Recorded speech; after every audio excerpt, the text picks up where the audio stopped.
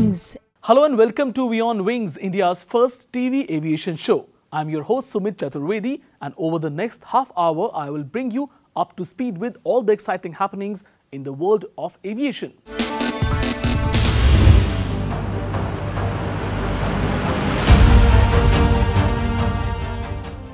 This time on the show, find out a way to experience zero gravity without traveling to outer space.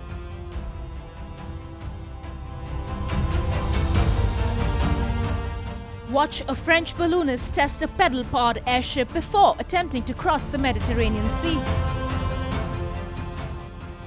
And we round up the best flight booking hacks that guarantee you the cheapest tickets. Can you imagine jet setting from Tokyo to Paris without actually leaving the ground? A Japanese company is using virtual reality to create dream vacations. Take a look. The passengers are all set to board the flight and the destination to be visited is Paris. The only difference this time is guests never leave the aircraft cabin and the flight never takes off. Welcome to the world of virtual reality. Japanese company First Airlines has launched virtual flights from central Tokyo, complete with meals and virtual reality tours of international destinations. Much like a real craft, the flight experience begins with a staff in an attendant's uniform welcoming customers and directing them towards their seats.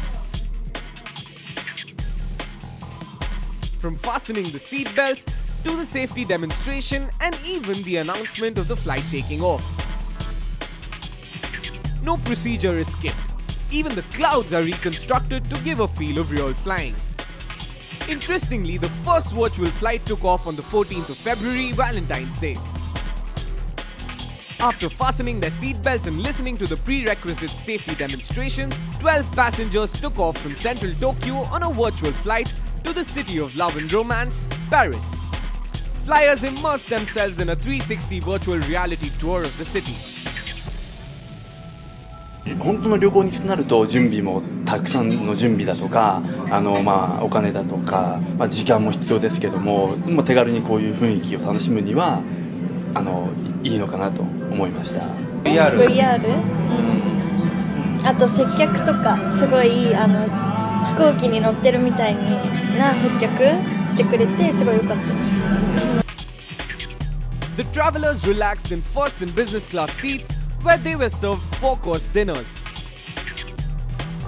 The plane windows may be fake, but they gave quite a view. Guests can wear VR headsets that show them a 360-degree virtual reality tour of Paris. Japanese men and women are signing up in droves for the fake journey.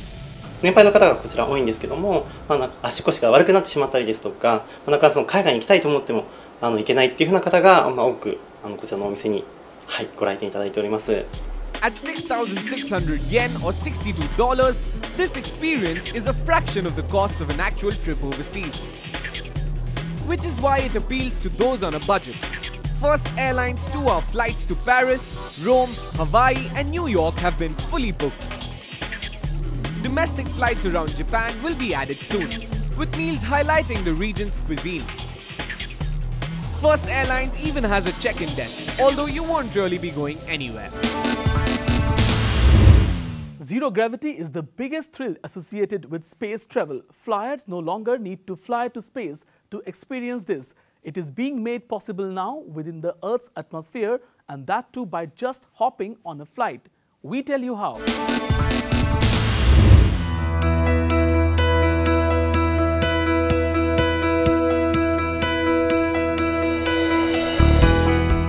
One of the most interesting aspects of going to outer space is experiencing zero gravity and the exhilarating weightlessness which comes along with it. But going to outer space as a tourist is extremely daunting, as it requires thrust to leave the Earth's atmosphere, and it's also a costly venture. But there is an easier way to experience zero gravity: the Airbus Zero-G plane. French astronaut Thomas Pesquet, who returned from the International Space Station, has been training to fly the Airbus Zero-G plane, which recreates the weightless conditions of space flight.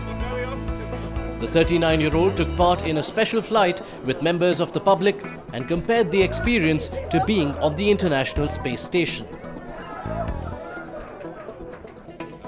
While traveling to space as a tourist will set you back by more than $200,000, flying in zero gravity on the Airbus plane will cost just $10,000 per ticket. After a month on a flight simulator at the Airbus Group Training Center in Toulouse, Pesquet is in the process of obtaining his qualification to fly the Airbus Zero-G craft.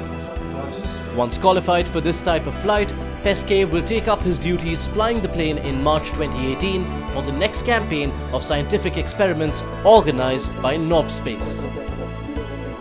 The aircraft, unique in Europe, has been adapted to perform parabolic flights that enable the plane to rise 50 degrees, then descend in the same way to recreate the conditions of weightlessness.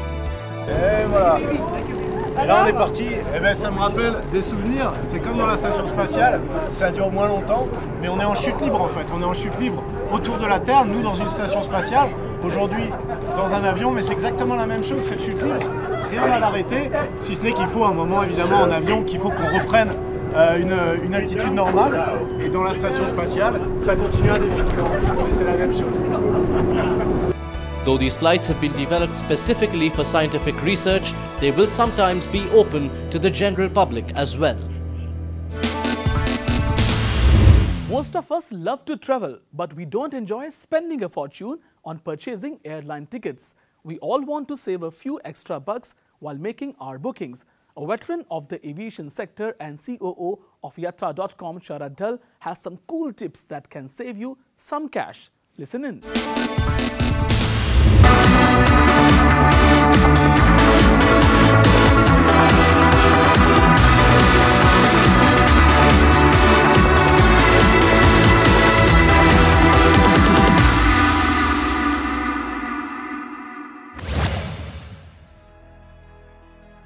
One of the things that you need to keep in mind is that if you have your travel planned well in advance, typically you get better fares. So the earlier that you finalize your trip, the better it is. Once you come to the website, you find that typically the sites like Yatra have a lot of offers running on various things, including on particular credit cards or on there are various promotions which are running. So it's important for you to have a look at what's being offered at that point of time. We do see that from a traffic point of view, we find that Tuesday to Thursday is really the peak. That's when most people seem to be searching for flights, and typically a lot of the purchase happens in the last week to 10 days. So you have a whole bunch of people who are probably traveling on business and finalizing their trips only in the last week or so. And then you have leisure bookers who typically book well in advance in terms of 30 days out. And those are the people who really often get the really good fares for these routes. There could be the off chance that you get a cheaper flight because cheaper fare because the seats are unsold at the end. But it's only if you're really traveling off peak and and you're not totally fixated on traveling on a particular day, then maybe it's worthwhile taking a chance. If you have to get to your destination on a particular day and it's in the peak season, my recommendation is that you don't wait, but just go ahead and make the booking. And like I said, you can always, if you book it on Yatra, you have the option of actually getting the difference. So you don't need to wait. If the fare falls after you book, we'll give you the difference. Particularly the second fortnight of December and early Jan is a time when a lot of people take a break, and therefore the fares go up on those at those moments. And I think that those would classify as the peak season. The rest of the year is more or less symmetrical in that sense. And also over the years, like I said, a lot of people are choosing to fly in off-season or travel in off-season, particularly people who don't have school-going children. They often make use of the opportunity to travel off-peak and get much better fares for a particular destination.